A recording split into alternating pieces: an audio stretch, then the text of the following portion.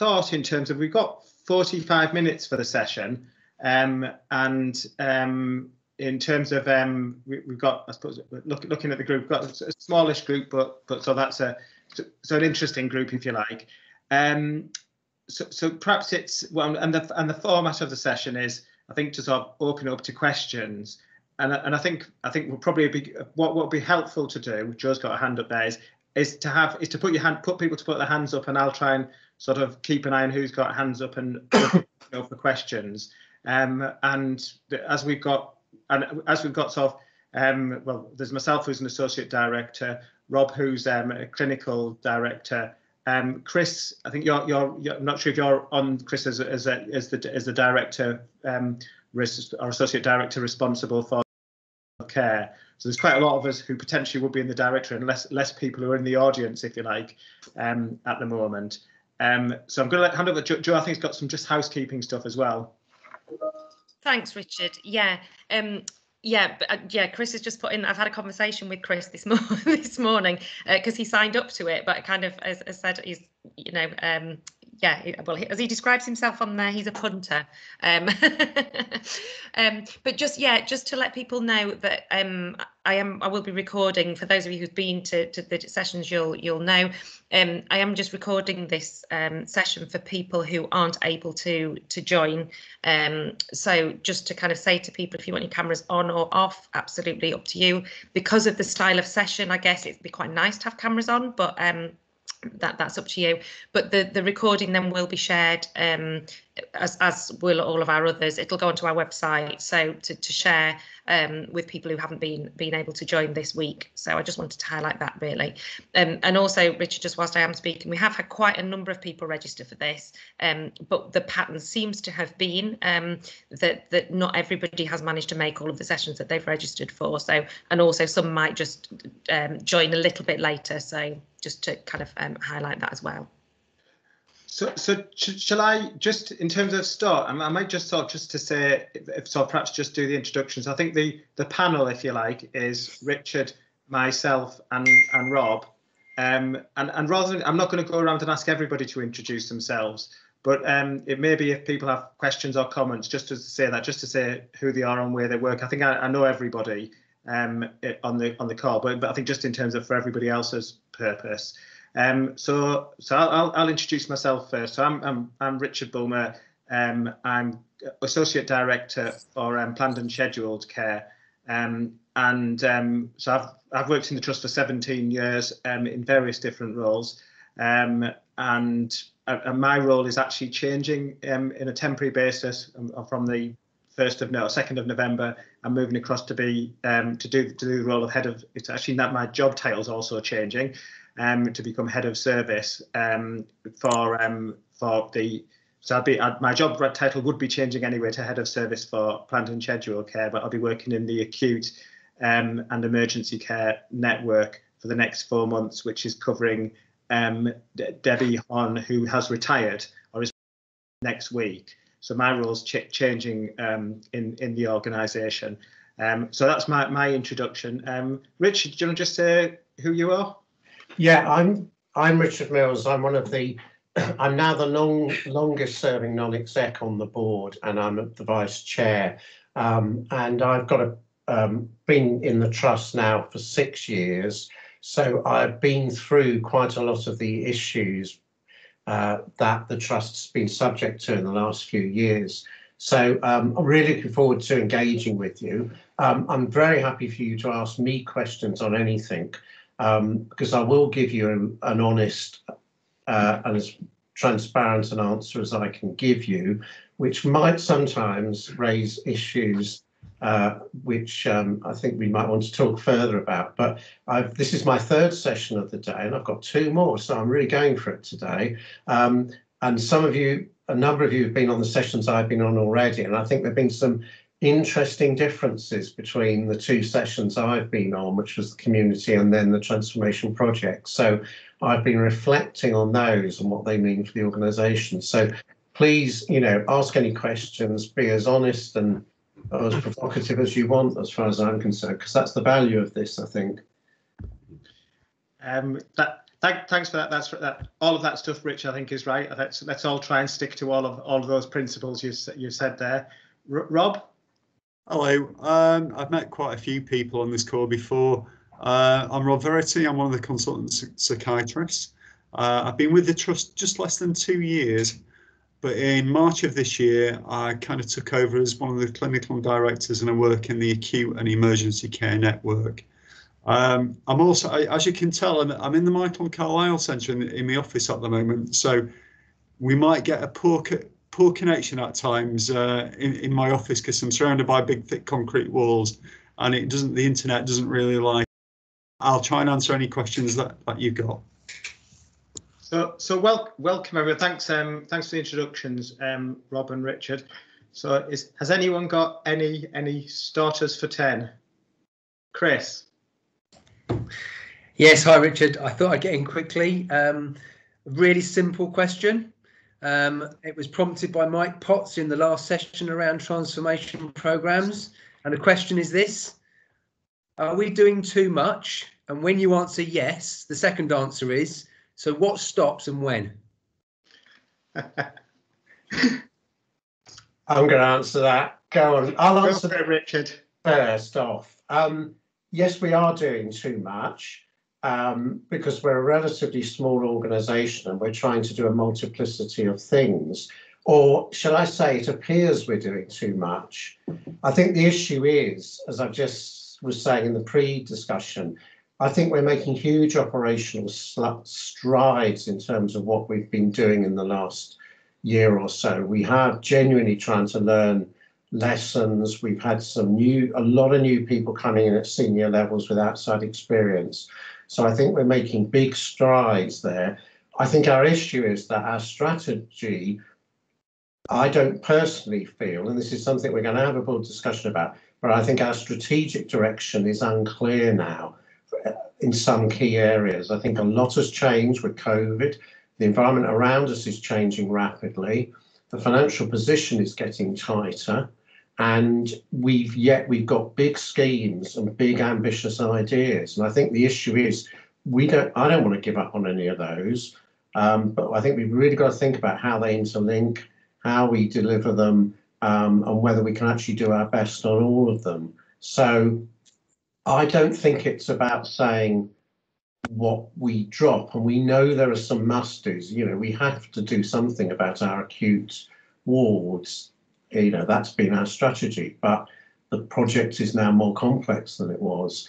So I think it's a question of, I would say, if we're very clear about our strategic direction, we can then loop back and say, what does that mean for our key 6 projects? And what are the implications of that? So, you know, community services, we know we have to get on and do that. That's underway. The forward strategy, we're going to be making some decisions on that very soon. And I think, you know, COVID's had an impact on that, but I think we ought to be able to sort that pretty quickly. Your project, Chris, you know, the big issues there about we're taking on a big chunk of responsibility in a new area. We've got to think that through very carefully. And I'm very happy to, if you want to set up a meeting with me per your email earlier, I'd be delighted to do that. ACM, we've got to think about that. There's some suggestions on ways we can drive that forward, and so on. So I think those are we are left with quite a lot of issues in our transformation portfolio, and with a significantly changed exec team, new non-exec directors coming in, a new chair. I think we just need to make sure that is all grounded, and fundamentally with Rob on the call, that there's got to be clinical buy-in to all those things. You know, if the clinicians are not behind this, all these projects, then we need to understand why and what we need to do to get that. So that's my honest take where I am at the moment. I'm a little bit confused myself. You know, these are strange times, but I think we can actually, I think it's doable, fixable. We can work our way through this. We can navigate this, and then I think it'll be a lot easier for us to see where we should be going. Thank you. That's my diatribe. I'll try not to speak so much the rest of the meeting. Thank you, Richard. I know I've got hands up, so I'm going to sort of just, I will take some hands just in terms of, but Rob, you put your hand up. Was that to respond to that, or was that a different? It was to respond to that. And I think Richard's dealt with many of the points that I would make in reply to Chris. One thing that I would like to say, though, is the CQC report and the action plan that's been developed to get our services moving forwards and back to good. We had a meeting earlier this week and we just looked through the numbers of actions that we've already completed. And we've made really good progress already. Yeah. And some of the actions that are left depend on things like getting the IT system right, and depend on things like getting the build right, the environmental build right. So they're obviously going to take months to do, but they're on track and they're moving forward. And when they're done, they're just going to free up lots of the other actions that we've got to do. So yeah, we can do it, and I think we've got to hold our nerve in the face of COVID, in the face of potential, budgetary problems and stuff like that, and we've got to make sure that we keep putting our care for our service users first. And I think if we stick with that, we won't go far wrong. I think the trust is really making leaps and bounds, and maybe we start from quite a low place, but we're going forwards, and that's this. I've seen this over the near 2 years that I've been here. I can see things moving forwards all the time, so quite optimistic. And I suppose just my take in terms of what is, I think we're doing a great deal and we're doing a lot. The difficulty about being too much, if it was too much, it would mean that we can drop various things. And I think it's really difficult to know what we can drop. I think it's a bit similar to what other people have said with that. I'm not going to talk a lot more because I'm going to give opportunities for other questions. If I just in terms of hands up, I've got Mike, I've got Jonathan and Joe. So I'm going to go in the order of that. Mike first, and then Jonathan, and then Joe. So Mike.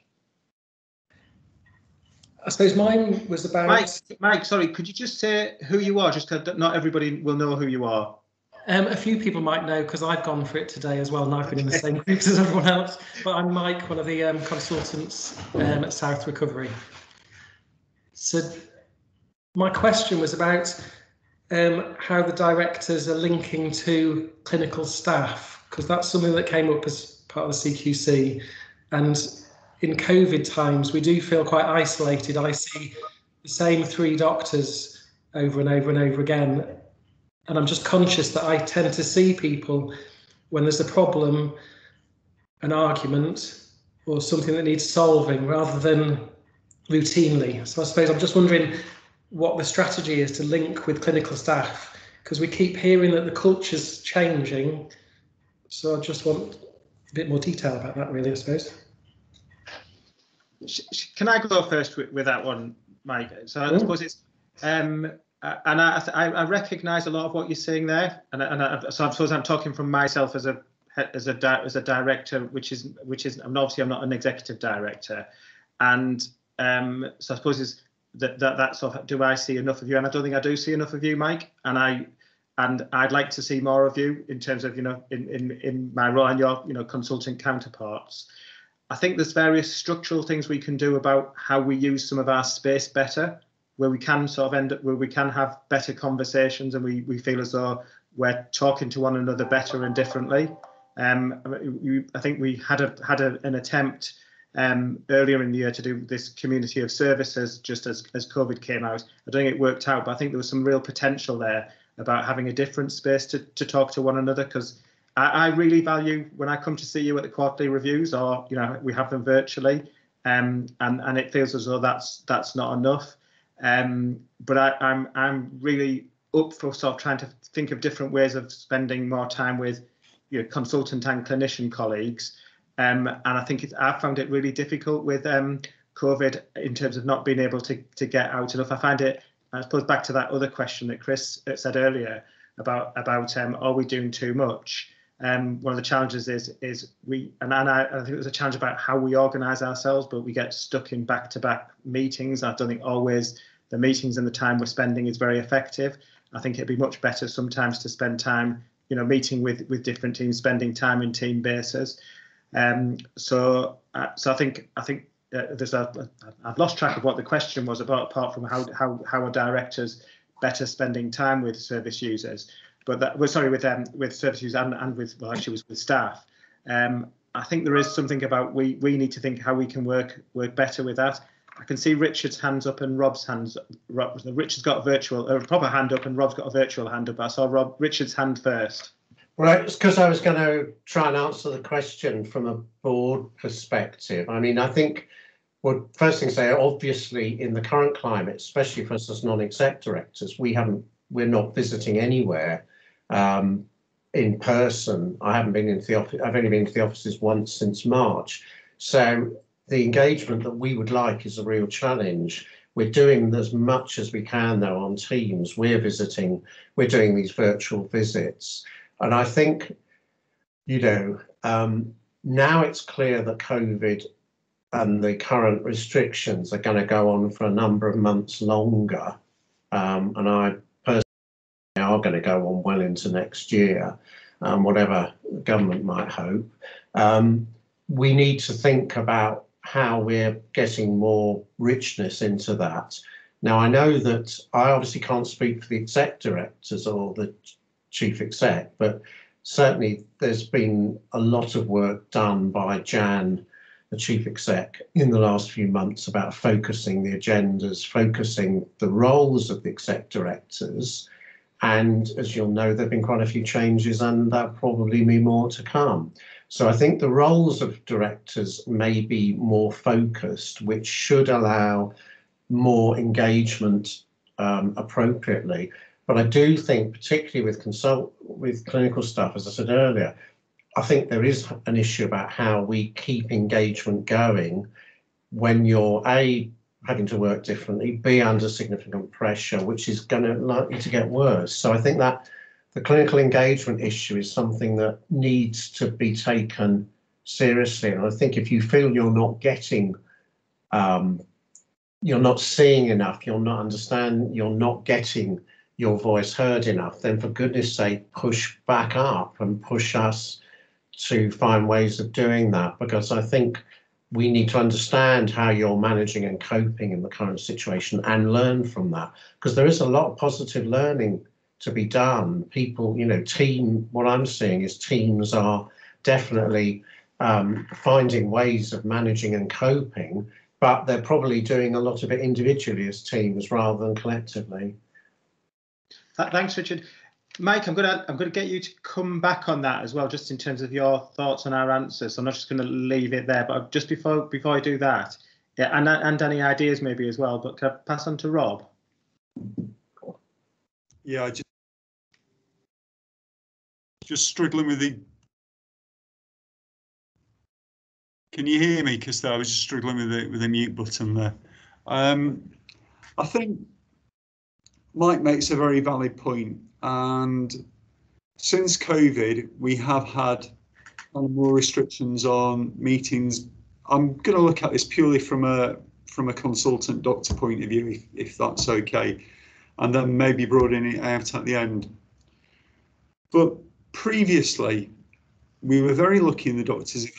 We had the Wednesday morning CPD meetings, which often took in the clinical effectiveness meetings as well.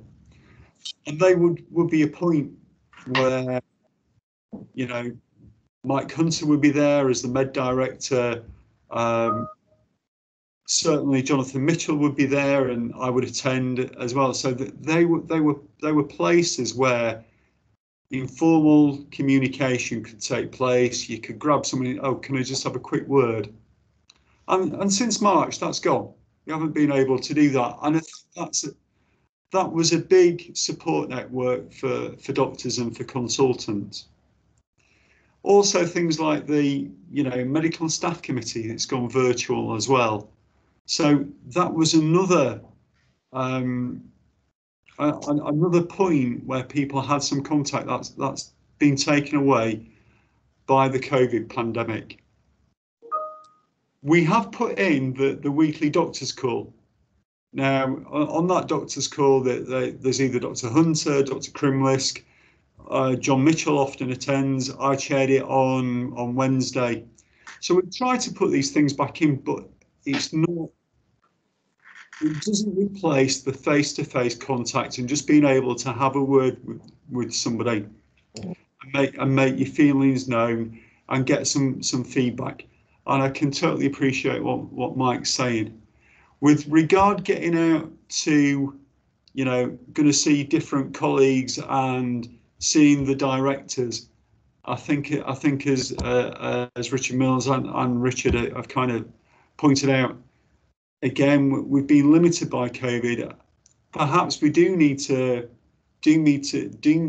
make some more Skype appointments. So, maybe we can feed this back to John Mitchell and to the rest of us, and we can try and do that for the individual bases like Northlands, like East Glade. So there's always things we can learn. I think we try to do the best we can, but yeah, just losing those informal chances to have a chat with somebody and talk to people. We haven't been able to fully replace that. It's going to take more work to get around this. So I can appreciate where Mike's coming from fully. So and somebody's just said Jonathan Mitchell is on the call as well. So I'm going to go back, Mike. It's because I think this is good if it's a dialogue rather than it's just a sort of. I don't know whether we've answered the question, whether there's ideas you've got. Yeah, I suppose. I mean, it's not purely a COVID thing. I think there were issues before COVID. I suppose I'm in a position where I don't mind. I mean, you'll all be meetings where I've met and I've been unhappy about things, and I can do that. I suppose the rest of the team, I don't know when the care coordinator has the opportunity to be heard by a director. So, I suppose I'm not just talking about me as a consultant, where I've got a bit more of a voice than the rest of the team, but I don't know when you get to speak to support workers who will have lots of valid ideas about changing the trust, or OTs, or all the other people who I can channel some of their things, but we just need opportunities, don't we, to link up, which I know is a big ask, but it's when you hear things very separate in that doesn't relate to what is happening on the ground, and it's how we get over those barriers, really. Yeah, Mike, I think it's a really helpful challenge. I mean, I suppose it's this sort of the I'll just 2 minutes to respond. We'll let Jonathan say something in addition. But I think you're right. I think we do need to think about how we're better at speaking to people in teams. And my challenge to myself with that is, you've probably heard me say that for the last 2 years. So my challenge to myself is, so what am I going to do better about that going forward? But I think it's a really good. I think it's a really good and it's a really fair challenge. Jonathan? Yeah, I think you're exactly right, Mike. It's a really good point. I wonder whether we should just be trialing, given that we can't go out to places, but we can do Teams meetings, whether we try and schedule some regular Teams meetings with directors, associate directors, that kind of thing, with open access to the team, just for discussion every now and again. Don't know how that would go down. So I'm gonna move us on from this. I think we could talk all the time around this. And Michael, thank you for the question. I'm going to move on to John Burley. John, do you want to just say who you are first? Yeah, I think, as has been pointed out, I think it's the same group of us on every call this morning. So I think we've done this. But yeah, John Burley, Clinical Effectiveness Manager, based at Fulwood normally when I'm not at home. Yeah, my question very much relates to Chris's point earlier. In fact, Chris highlighted this in his session, and it's come up in well, it's come up in a number of sessions. How do we balance the day-to-day, the business as usual, if you like, with development, the improvement work? And I'm thinking in terms of us as an organisation, so that very much relates to that conversation earlier that Chris started.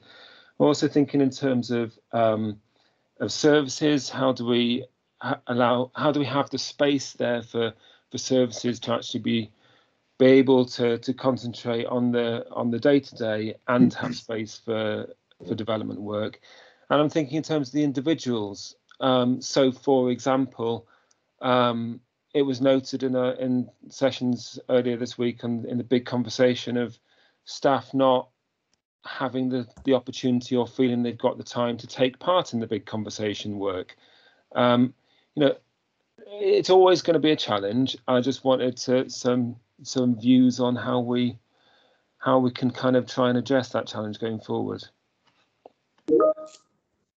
It's a good question again, John. I'm not going to jump in and be the first to answer. Richard? Yeah, I'll give that a go. I mean, Jonathan, I must say, you and I have been on 3 sessions now, and you've asked some very insightful and thoughtful questions. And, the honest answer is they're not easy answers to the things you raise, which is why they tend to be quite tricky problems. My take is that, SHSC, since it was founded, the environment it works in has changed quite a bit.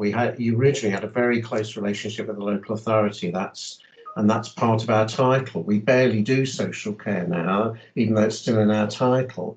The environment has changed, and the NHS has had to cope with new things. And I think what has happened, or is happening now, is that, as Rob said, we have had real issues with some of our operational services, although we've also had some incredibly good services. I think we've done a fantastic job about fixing a lot of that, and all of you who've been involved in that, it's a credit to the organisation. So I think, I'm not saying everything's fantastic, but I think we've made huge strides operationally in terms of overcoming some of the issues that the CQC identified. And I think, as I said earlier, I think you're right. What we're now needing to do is to give ourselves somehow the space to actually be clear about what we want to do, how we do it, and what's the best way of doing it. And I just think we somehow have to find the time to do that. And that's a real challenge in the current situation with the pressures on staff. But I think, what we have discovered over the last couple of years is if we do not involve people on the ground in these decisions, in getting their thoughts up, and as you said earlier about involving support staff, we don't get an answer that's fully comprehensive. And then when we go out and implement it, the implementation fails. So there is no way out of it. And I think we just have to be clever enough as a board to pace and plan these things so that in each case we can use our experience to make informed judgments about what projects we're doing when and how we're giving staff the time to be involved. So I don't have an easy answer, but I know if we don't do what you're asking, we will, there will be mistakes made again. And I think we all know that in our heart of hearts. So I think what hopefully has changed in the culture is that you people feel comfortable to speak up and say things which before they haven't, perhaps, or they haven't been listened to before. And the community, the community reconfiguration is a pretty classic example of how to not do it right. And yet we've had, lots of us have done much of this work before, and yet you can still get it badly wrong. So we have to learn from that. Well, I was going to. What do you think, Richard? Because you've been involved in quite a lot of service change and trying to set direction for services that often get forgotten. Yeah, the one of the things I was going to say is, I know this is so it's not copping out here, and I know I've got a hand up from Joe and I've had a hand up from Rob. But I was going to say, what rather than we ask the directors, is can we ask you just to think actually what you all think is the best? Because John, you raised the question, and I chat quite a bit to you, John, and I think you've got loads of brilliant ideas. And you know, looking around the room here, is that issue about all of our workloads are so big at times. I mean, when we go and try and find a meeting with somebody, trying to get in people's diaries feels almost impossible. But so I don't. So the Matt just is opening up a bit and saying, well, what do people in the virtual room think? Can I proffer a potential one answer? Go, Chris. My original opening question was intentionally kind of posed around whether actually the answer is about quantum or approach. I think it's probably both and. But what I think Jonathan's question raises is more of the latter. So you're absolutely right. Getting access to people's diaries is really difficult. But there's a question in all of that, which is, so where is their priority? And it might be that their priorities are with a whole raft of things and not me. And that might be the case, and that just might be realistic. But I think my observation would be, I've worked in many organisations in and outside the NHS, all of which are dealing with complex things and are very busy. But the thing that I find slightly absent in terms of from my little island, and I appreciate it's a little island over here, is that paying attention to people, empathising and prioritising as leaders, the importance of that. I don't necessarily feel as if I experience any of that, and maybe it doesn't matter for me because I'm kind of passing through, but it just doesn't feel, in comparison to many of the NHS organisations I've worked in, that we've quite got that right. So busy people, but are they prioritising things that develop the culture and the values that the organisation wants to get? Or are they prioritising things because they're managing lots of stuff and maybe they just don't have 72 hours in a day?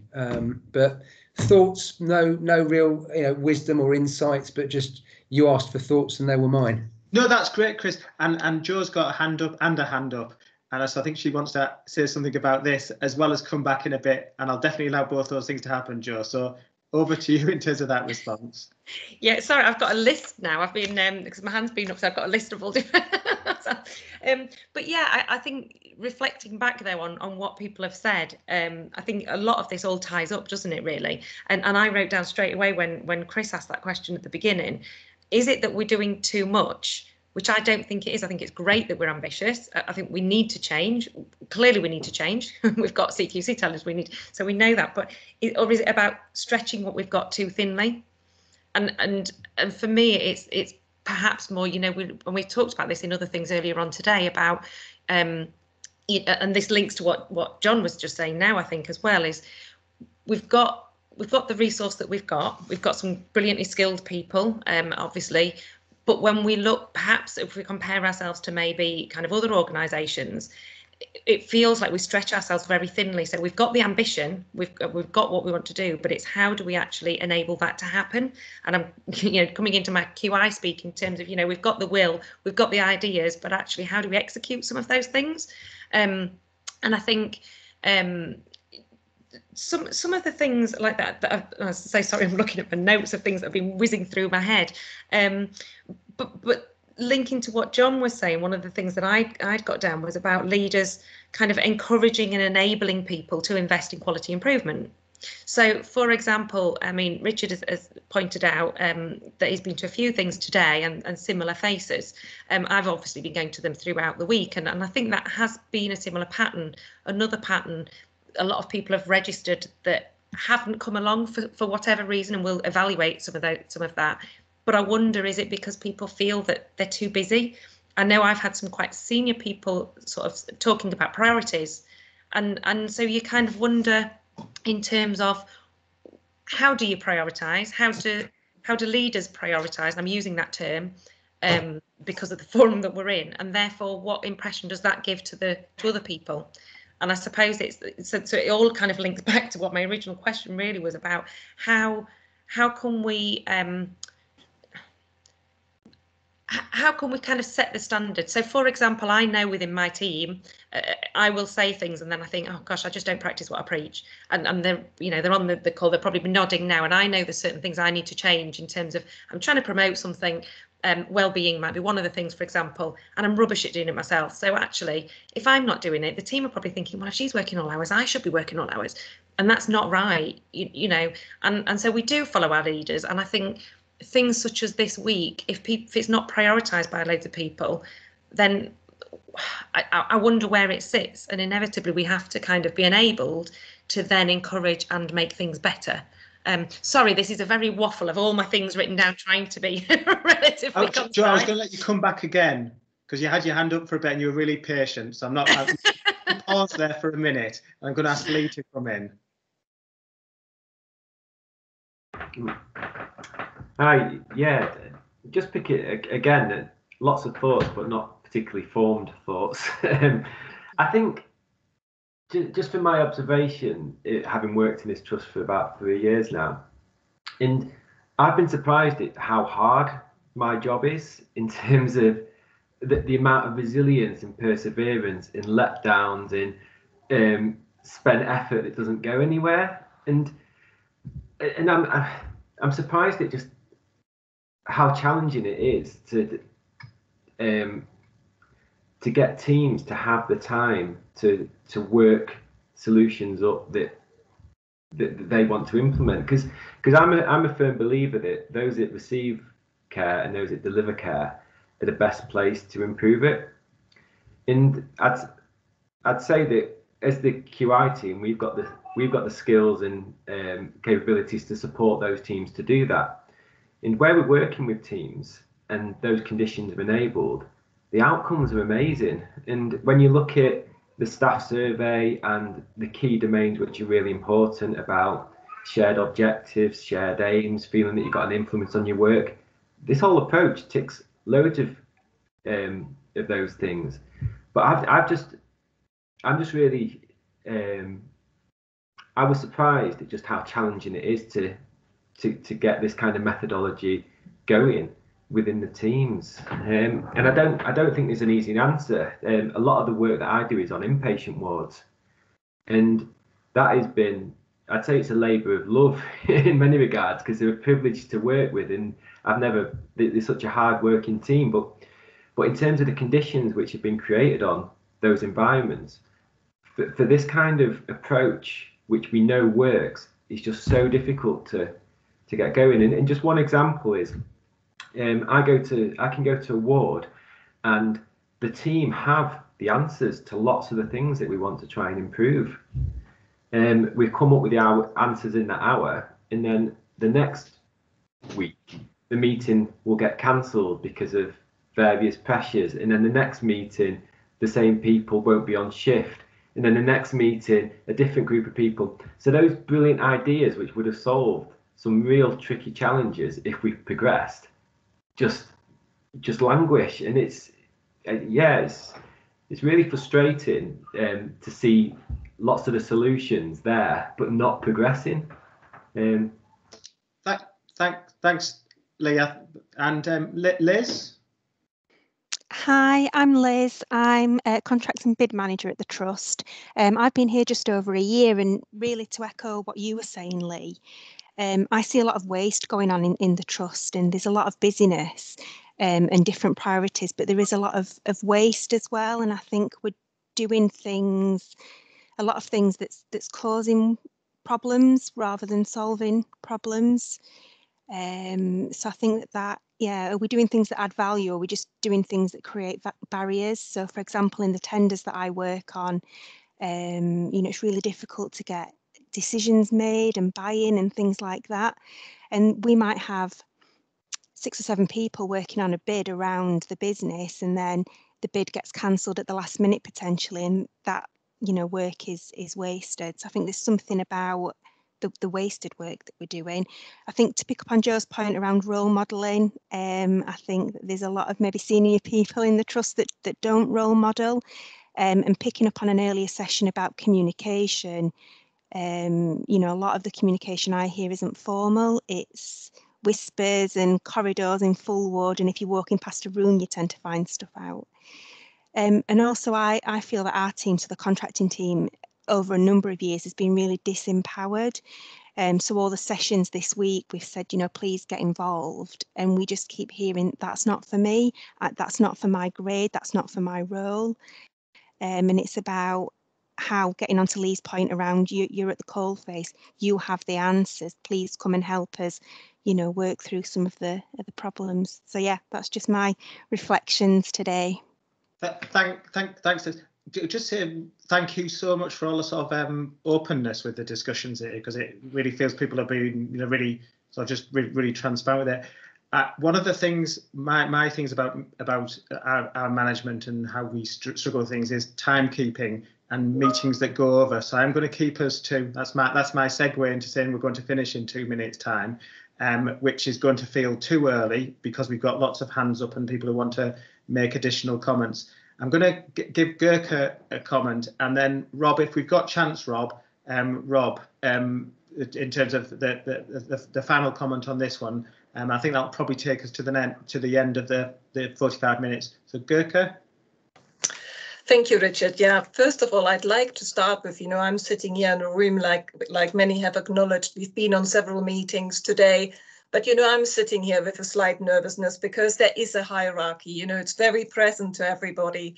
And it's just so the first reflection of, like, you know, kind of we are thinking about how to encourage and empower people to feel able to speak to people at all levels. But it's just being aware of kind of what feelings are attached with regards to that communication and, you know, creating that opportunity.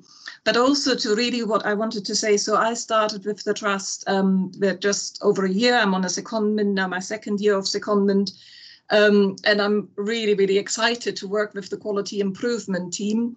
I'm very aware that, you know, the microsystem approach is the Trust's improvement methodology, but I'm also really struck how so many people don't know about it. And, you know, it's that I wonder why. You know, of course, there's fantastic pieces of work happening in many areas, but also, you know, what is happening with regards to communication and what can we do better to make it really more apparent and encouraging for people, you know, to learn about, give permission for people to learn about. And I think also, you know, for me, thinking about, like, I thought of the metaphor of an orchestra, and I'm trying to be very quick here. I know it's 2 minutes, but, you know, so I play an instrument. I've played in many orchestras, and, you know, there is a very clear leadership. And I think it's a really lovely comparison to systems or, you know, trusts, organizations, but also, you know, that kind of element of joy, you know, when you are led, and that kind of humanness of bringing people together, valuing everybody in that group. But we need time, you know, we need time for that, and we need to give permission to people to make that time. Thank you, Gurka. It's another part. I'm going to go back to Joe before Rob put his hand down, but I'm very much aware Joe had a hand up all the time and she was responding to a particular thing. So Joe, just anything you want to say? It's fine. No, I think I managed to get across kind of how I was feeling, and I think the comments on the side are brilliant and really helpful. And I guess if we do run out of time, which we probably are likely to, can we encourage people to maybe carry on a bit of conversation on the chat? Might be quite helpful. But one thing, I guess, if I have got the floor, that I'd just like to maybe say is maybe having an opportunity of something like this, not whole QI week, but these kind of sessions more regularly. What I'm hearing from Mike Atta, for example, you know, and how that's structured, I don't know, but maybe that's something that we could look at, because you've acknowledged, Richard, and you know, you're very committed, and I know that, and I know you'll say things absolutely meaning it, and you've actually kind of said, but you've not done it. So there must be reasons for that, because it's not because you've not wanted to. So I guess it's about how can we look and think, how can we support people such as yourself? There's lots of people wanting to do things, but just haven't got the time or aren't enabled. So I think just setting up these kind of drop-in sessions, you know, people might not come, they might come, we don't know, but the offer's there, and it's making people more available. Yeah. Yeah, I think that's a really good idea. Rob, I'm really sorry. Rob did have his hand up, and I'm going to just Rob, have you got a 20-second thing to say? I've been in the trust for nearly 2 years. I don't still know what everybody's job is. We need good structures, good pictures of the structure all over the place that says what everybody's role is. And then that might give people an idea about who to turn to if they've stuck with a problem. Thank you. And after saying we're going to finish on time, it's my fault. We went a minute over, so I'm not going to say very much apart from thank you so much for a sort of a discussion. It's been a really interesting lunchtime to have this discussion here. I think there's a real issue. I think the questions from start to end is about engagement. I think Mike's question about how are we more visible is about engagement, and I think there's something there about thinking about that. And I welcome doing more of these sessions, and it's really good to hear what people have to say. And thank you so much for sort of like the honesty in terms of the discussions. I know it's been really helpful session. So thank you everybody. Thank you. And thank you for being there to answer our questions. Thanks all. Thanks. Bye. Thank you very much.